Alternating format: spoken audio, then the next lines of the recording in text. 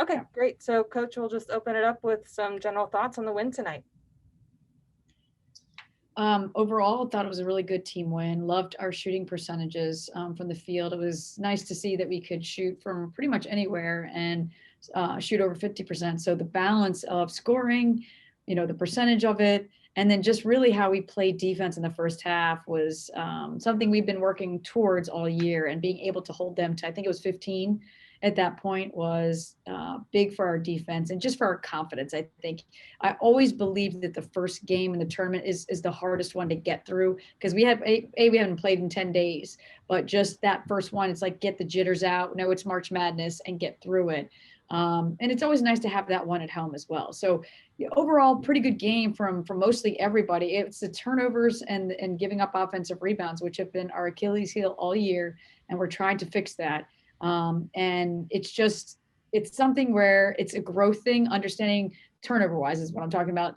Knowing when to throw the ball to who at the right time is just something that takes experience and maturity. And we're trying to get all these games in. Trying to be mature in 10 games is hard to do. But overall, just a great team effort. And I think it's good for our freshmen to get minutes in this first game, so they're not jittery going in if they have to go in the second game in a situation where we might be down. I'm looking forward to seeing how we respond to an away game in the tournament. Okay, great. Spencer, I'll open it up to you. Sure. So you said that the first game of the tournament is usually the most, or if not that, one of the most difficult games. But you're now 8-0 in the first game of the tournament and in the Patriot League. Is there something about either just extra time to prepare, or something about the opponent that kind of gives you an advantage in the first game? I would say it's been home games. I think, if I'm correct, all of our first games in the Patriot League since we've been here have been at home. So I do think that's the bigger part of it. And yes, you do have prep time, Spencer. So I do think that's helpful. But we really only spent 2 solid days going over Army stuff. So we're going to do the same thing with BU. It's just, how do you perform on the road when it's their court? They feel a little bit better about themselves playing at home. So I do think it's playing at home, and hopefully we'll see. They ended our season last year, so I think there's a little bit of a animosity we have towards them. Ready to play a game in which we know that like they're are a formidable opponent, but we have a little extra, I think, for BU. And there's definitely some deja vu from last season, not just with BU, but also I think with like Emily Fisher just heating up towards the end of the year. Can you talk about what's clicking for her right now? I think she's able to make the right decisions on offense. And she's always been a player who doesn't, to me, and maybe I'm wrong, doesn't really get nervous. So like she's gonna attack regardless. And most of the time it works out in her favor. It's the times where it doesn't, where the proverbial shit hits the fan, right? And it's all of a sudden it's like, oh no, what's gonna happen from here?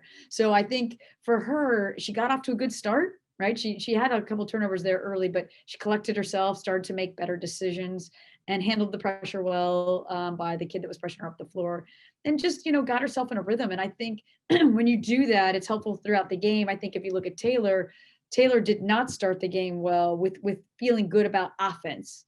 And then once the second half started, she kind of got herself in a rhythm, and that helped all of us because now we have more balance in our scoring. And so that's really important. The beginning of the game, I think, is really important to feel like you're part of what's going on. And could you just talk about what was working in that first half? I think that that's a version of this team we haven't necessarily seen yet, and how you might be able to sustain that for 4 quarters rather than 2. Yeah. I think part of that is they played man. I mean, if you think about it, we haven't faced a team yet that's played entirely man the entire game. And I guess that's not true. I guess Lehigh did at the beginning of the year. But I think we felt comfortable with running our man stuff, right? And getting layups, and we had some drives to the rim, right? And we had some dump passes for easy shots around the basket. And then Kesh kind of started us off making that three, bounced and seemed like it hit every part of the rim before it went in. But like just having a bounce between layups, jumpers, threes was nice. And I think if anything, this group understands what our strengths are. And we played to our strengths in the first half. And even in the second, we scored. To me, it was the 41 points we gave up in the second half was disappointing. And that needs to get better moving forward. Right. And earlier you were talking a little bit about just having the freshmen and the underclassmen step up in a postseason environment. I think Emily Johns and Carla in particular kind of stood out. Could you talk about what you saw from them today? Yeah, I mean, Emily Johns, she played 12 and a half minutes and scored 13 points. So she's scoring more points per minutes. It's just unbelievable what that kid is capable of doing. We're trying to get her. We know she can score. So they want to get her the ball inside, and she's a good finisher. She's got great hands. For her, it's like, do you make the right decision when you get it?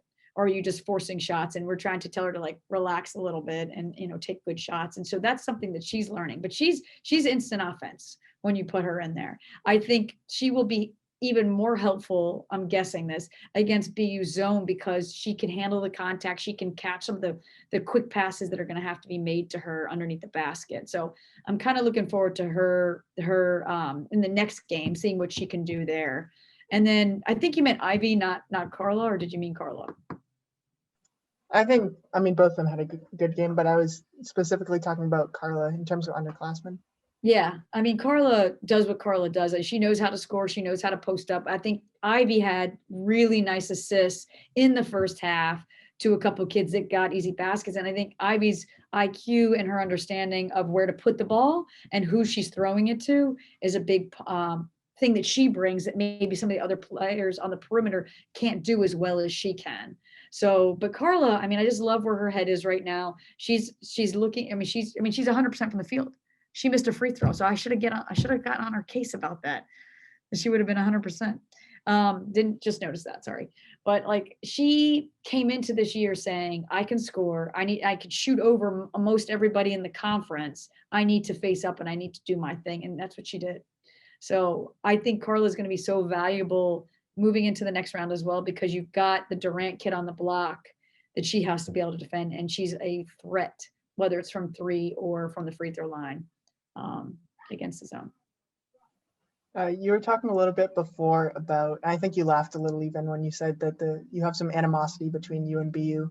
Can you talk about what the prep for that game looks like and what the postseason environment might also look like?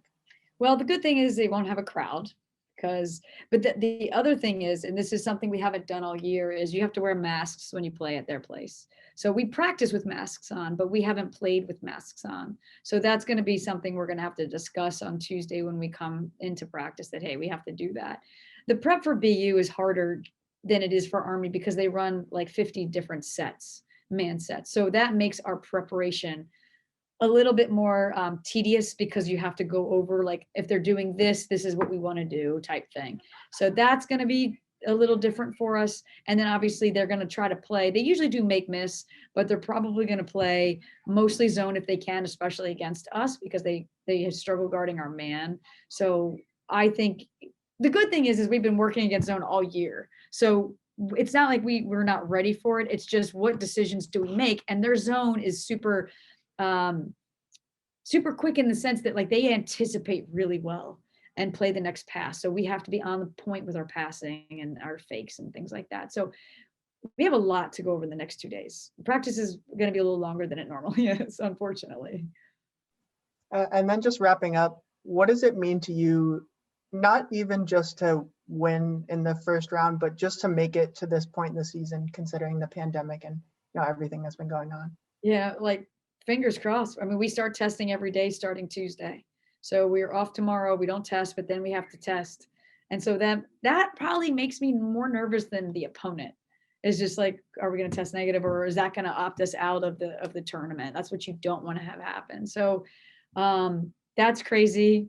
The fact that we finally made it to double-digit games. So we're 10 games in, which is exciting. But the fact that we're playing like these like pressure-filled playoff games and having only played 9 games is really testing the upperclassmen. They played hard today. Our upperclassmen played real hard.